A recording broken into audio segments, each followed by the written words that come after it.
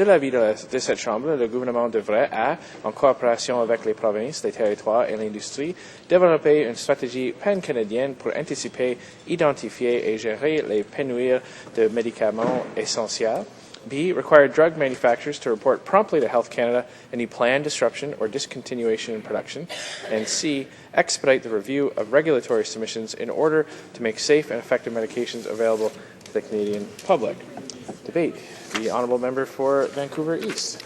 Well, thank you very much, Mr. Speaker. And I'm very pleased to rise in the House today and to present and begin the debate on the NDP motion dealing with the current very difficult situation that we have before us dealing with drug shortages. And Mr. Speaker, I'd like to begin by just letting you know that I'll be sharing my time with a member from Woana Salaberry in this debate. Mr. Speaker, as you know, this motion follows an emergency debate that we had on Monday, and I'd like to thank the Speaker for allowing that debate to take place, because I think it was a very important opportunity for members of the House to express their concerns and their perspectives on what this issue is about in terms of the current crisis of drug shortages, and more importantly, to put forward suggestions and ideas about what we should do to deal with that shortage. So the fact that we had that debate on Monday was a very good first step, and I'm very pleased today that the NDP is presenting the motion, because of course the motion will be voted upon today, and we're hoping very much that the will of this House and that all members in the House from all sides will come together, as the Leader of the Opposition said today in question period, that we must work together to protect patients in this country. And that's certainly, Mr. Speaker, the intent and the belief that is contained within this motion.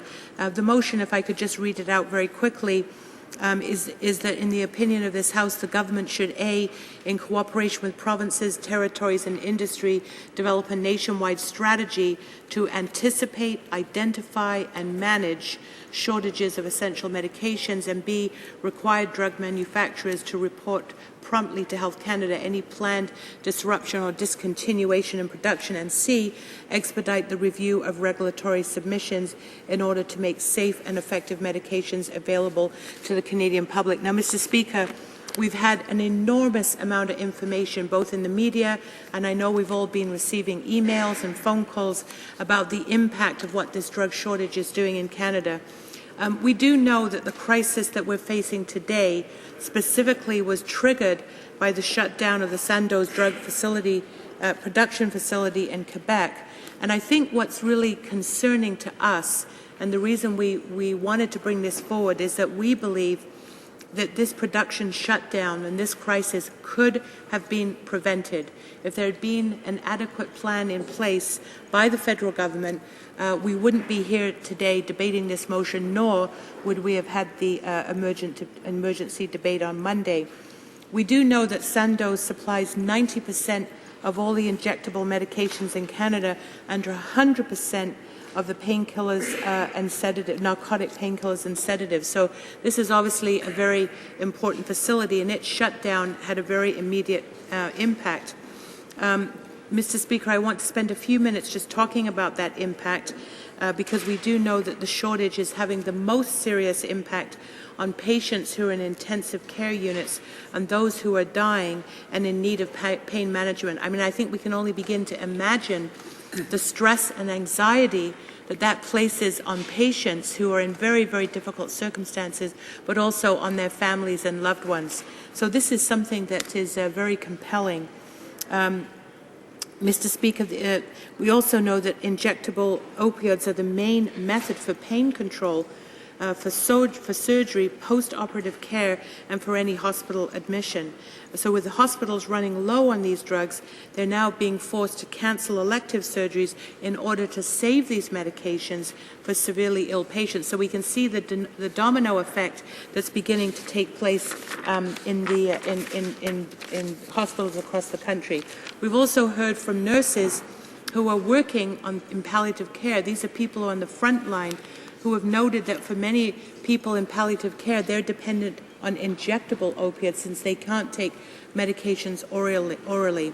One of the things that I was just horrified to hear was reports from the Canadian Pain Society, who have told us that they've actually seen an increase in people who are putting out calls for help because they feel suicidal, because they're very concerned that they won't be able to manage their chronic pain without the necessary medications. We have also heard, for example, that people who deal with epilepsy are facing shortages and are very, very concerned about whether they'll be able to have access to drugs, as well as individuals who are going through transgendered surgery.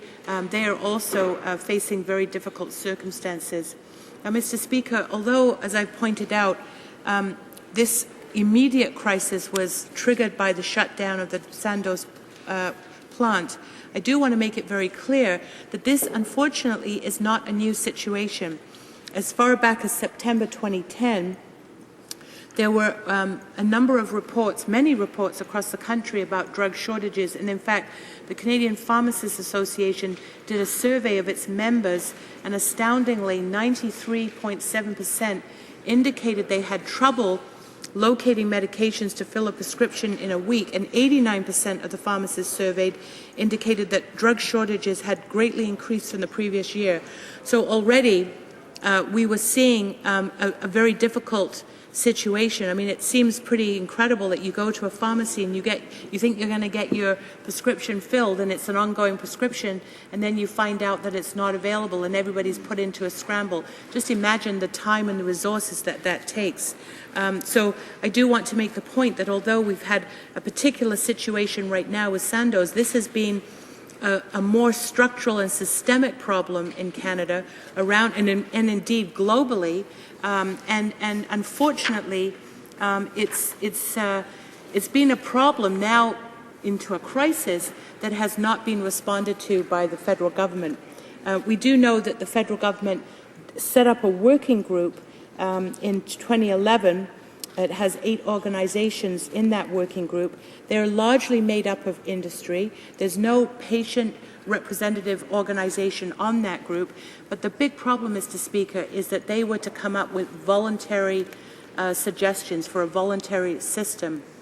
And of course, as we know, that has been completely ineffective. If it were effective, again, we wouldn't be here on Monday having an emergency debate, and we wouldn't be here having this debate here today with a motion before the House. And so I do think, I know there's different perspectives, and I'm going to get into the jurisdiction question, but the fact is that the measures that the federal government put in place have simply not worked. They have failed, and we've pointed that out repeatedly every day in question period and in the debates that we've had. And I think what's happened is that because of that vacuum of federal leadership, well, what happened was the provincial jurisdictions, in the absence of an effective federal leadership, they've taken it upon themselves to try and solve this problem. Now, I applaud them for that, but again, they are left scrambling to try and figure out what to do. So we know, for example, that health ministers from BC, Alberta, Saskatchewan, Manitoba, Ontario, Quebec, they've been working together through calls and working groups and so on to determine how they can share the current supply and obtain a new sustainable supply. And I think that the health minister from Alberta put it best, Mr. Fred Horn, when he said, quote, "We're not going to stand by and simply wait to hear from Sandoz or the federal government." I mean, they couldn't. They had to jump in and do something in the lack of any plan or action. So, Mr. Speaker, I do think we need to reflect and acknowledge that the responses that the federal government gave, particularly from the Minister of Health, have just been absolutely inadequate, and they have fallen far short of what needed to be done.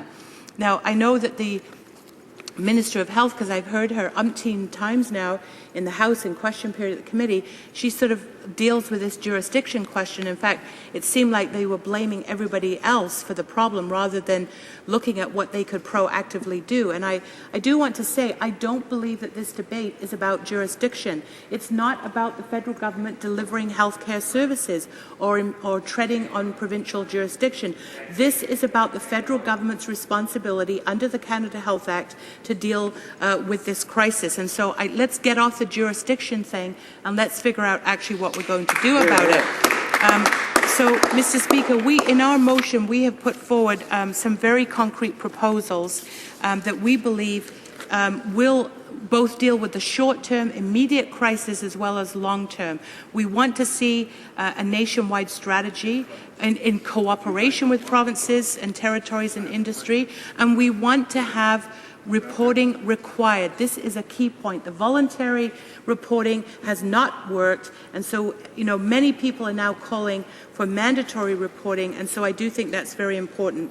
And Mr. Speaker, I know my time's running out, so I do want to just say in closing that I appeal to all members and all parties in this House to work together on this issue. I'm very hopeful that this motion will be approved, and that we'll be voting on it tonight, so it's very immediate, and that we can show the goodwill of this House to deal with this problem in a nonpartisan way, and to say that we can take action at the federal level with our provincial and territorial counterparts, working with the industry as well, both on the short-term immediate crisis and a longer-term plan. If we have that commitment, Mr. Speaker, I believe that we will have restored some credibility and faith with the Canadian public that we can deal with this crisis. Thank you. Prochain commentaire, l'honorable secrétaire parlementaire de la ministre de la Santé. Thank you very much, Mr. Speaker. And I was listening to my colleague from the Health Committee, her speech. And one of the biggest problems we're having here is misinformation. And the member from Vancouver East said in her speech the elective surgeries were being cancelled in Vancouver. Well, this is based on an inaccurate story that's in the media. Hospital officials corrected the record and confirmed that the surgeries are happening today. And my concern here is they're blowing things up here without checking the facts. Why doesn't this member check her facts? Well, they tell the truth. Député de Vancouver Est. Well, Mr. Speaker, I can tell the member, and I thank him for his question, that we do our utmost to ensure that all the information that we're presenting is accurate. And certainly, the media is one source of information, but it's not the only source. We've had many emails from people in the field, frontline healthcare, including from Vancouver, because this is obviously something that I want to pay attention to, is because it's my hometown. So, Mr. Speaker, I'm puzzled by the member's question, because it's not really dealing with the substance. Is he saying there's not a problem? If he's saying that, come on. The fact is that all of the information that we have tells us we have a really serious information. And I'd much prefer that the parliamentary secretary tell us what he's going to do, what his government is going to do to deal with the current situation, rather than focusing on one small point. Let's get to the substance of this and get some remedies. Questions and comments? The honourable member for Dartmouth Cole Harbour. I've got a few facts that maybe the member opposite would be interested in. We had the intervention on Monday where we talked about this issue, and a constituent of mine, a veterinary physician at an emergency hospital, animal hospital in my riding, called or sent me a note that it not only affects humans, but it also affects animals, that it affects veterinarians.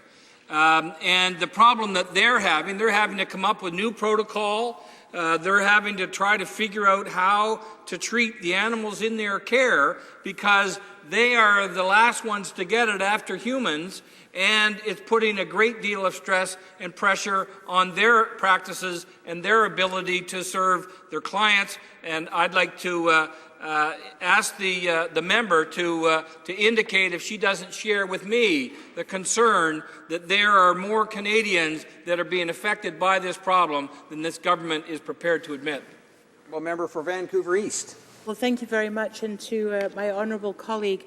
This was actually something I wasn't aware of in terms of veterinarians and how it affects animals and people's pets. So again, we can see how this situation is widening, and it's only going to deepen unless we can grapple and come to grips with both the situation internationally, but certainly here in Canada.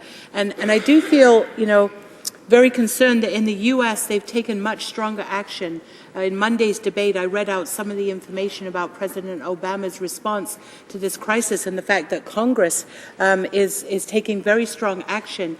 So there, clearly the federal government has an enormous amount of power to deal with this situation, where, in fact, certainly first and foremost in terms of humans, but also as it spreads throughout our society. So I thank the member for bringing forward this information, because I think it begins to tell us just how wide this crisis is. Questions and comments? The honourable member for Kingston and the Islands. Thank you, Mr. Speaker, and I thank my honourable colleague for talking about the effects on Canadians of the shutdown at Sandals.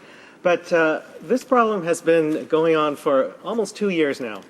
And another aspect of this problem is that it has been affecting generic drugs more than brand name drugs.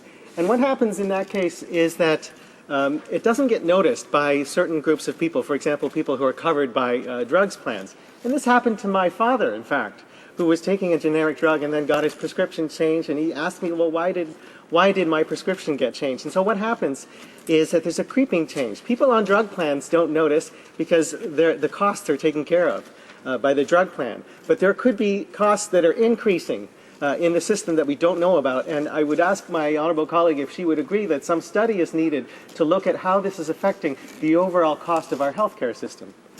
For Vancouver East. Well, I thank the member. I think that's a very important comment that he's made, and it does require further examination and inquiry as to what is taking place within the industry. I know that there have been suggestions that some of the shortages have to do with the fact that companies are, kind of downplaying the cheaper generics or putting them out of production in favor of much more expensive, newer drugs that aren't under the generic ban and under the generic cover. And I think this could be exacerbated through the CEDAR agreement that's currently being negotiated with the European Union. There's many concerns that it will raise the cost of generic drugs. So again, this is, it's both a complex issue, but it's something that does require examination. But let's deal with the crisis right now, and let's also have an examination about how we need to get control over what's happening in this very powerful market to make sure that the needs of Canadians for pain medication and medications generally comes first. La prise de